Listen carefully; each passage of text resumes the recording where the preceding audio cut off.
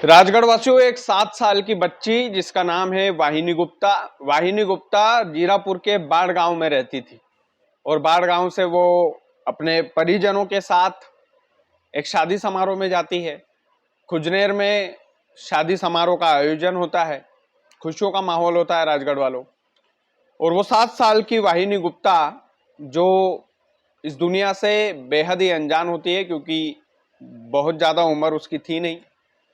उसके साथ जो घटना होती है वो घटना हमें बहुत कुछ सिखाती है, बहुत कुछ सिखाती है राजगढ़ वालों।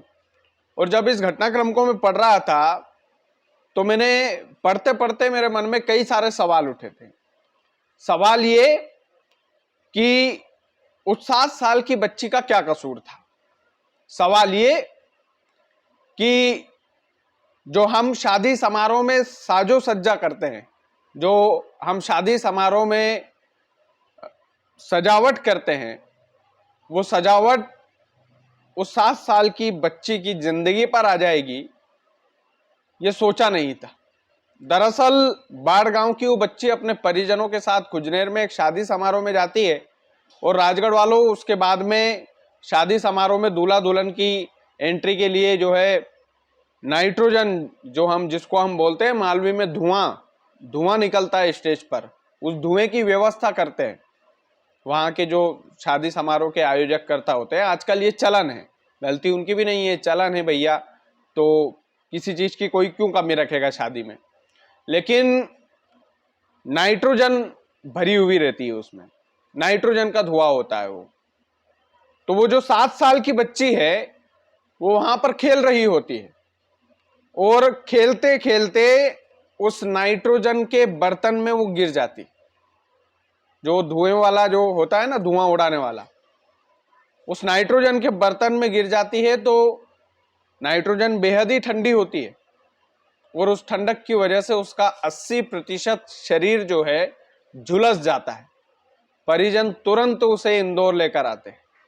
इंदौर के अरबिंदो हॉस्पिटल में उसे भर्ती करवाते हैं। वाहिनी गुप्ता, वो बालिका, अपनी जिंदगी और मौत के बीच से 6 दिन तक लड़ी हुई अपनी जिंदगी के लिए। उसे वेंटिलेटर सपोर्ट पर रखा गया, डॉक्टरों ने उसे खूब बचाने की कोशिश की, लेकिन वो बच्ची बच नहीं पाई। अफसोस की बात है कि उस बच्ची की मौत हो गई।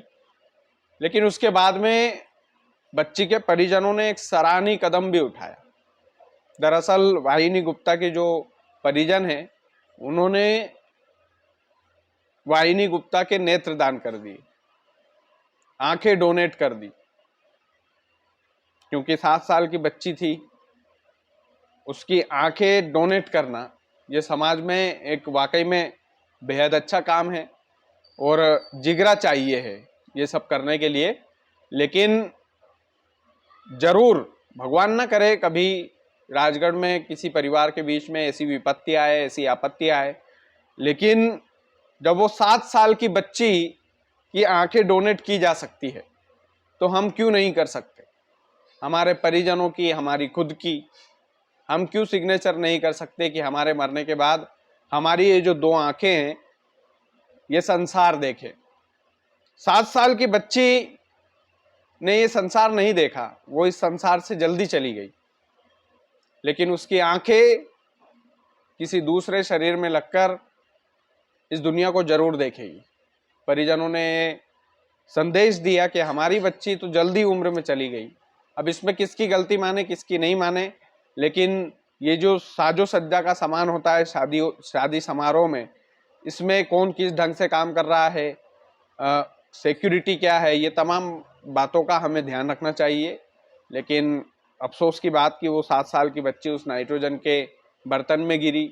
80% ठंड की वजह से उसका शरीर झुलसा। 6 दिन तक अपनी ज़िंदगी के लिए वो लड़ी भी, लेकिन अरविंदो हॉस्पिटल में 6 दिन के बाद उसकी मौत हो जाती है। उसके बाद परिजन जो है बाकायदा उसके आंखें दान करते हैं, आंखें डोनेट कर देते हैं। और ये खबर जो है ये मैं इसलिए भी बना रहा हूँ राजगढ़ वालों कि हमें भी ऐसी घटनाओं से सीखनी चाहिए, सीख लेना चाहिए। 2 सीखें हैं इसमें। एक तो जो शादी समारोह होता है उसमें हम कितना ही साजो सज्जा का सामान लगाएं, कुछ भी करें, कई जगह तो ऐसा भी होता है जहाँ पर खाना बन रहा होता है वहाँ पर गरम गरम तेल में बच्चे गिर जाते हैं, गरम गरम सब्जी में बच्चे गिर जाते हैं। तो बच्चों का विशेष ध्यान रखें, जहाँ पर भी खतरे वाला सामान है वहाँ से बच्चों को दूर रखें। दूसरी सीख ये राजगढ़ वालों कि हम मरने के बाद हमारी आंखें यदि दान करते हैं तो हम तो मर जाते हैं, लेकिन हमारी आंखें हमारे मरने के बाद भी जिंदा रहती है, वो इस संसार को देख रही होती है। तो इस 7 साल की बच्ची वाहिनी के परिजनों को धन्यवाद है, उनको सल्यूट है कि उन्होंने अपने बच्ची की आंखें दान करके ये साबित कर दिया कि उनकी बच्ची अभी भी इस दुनिया में जिएगी, अभी भी उनकी बच्ची की आंखें इस दुनिया को देखती रहेगी। बाकी आप वीडियो को ज़्यादा से ज़्यादा शेयर कीजिएगा। चैनल यदि आपने सब्सक्राइब नहीं किया है तो प्लीज़ कर लीजिएगा। बहुत बहुत धन्यवाद।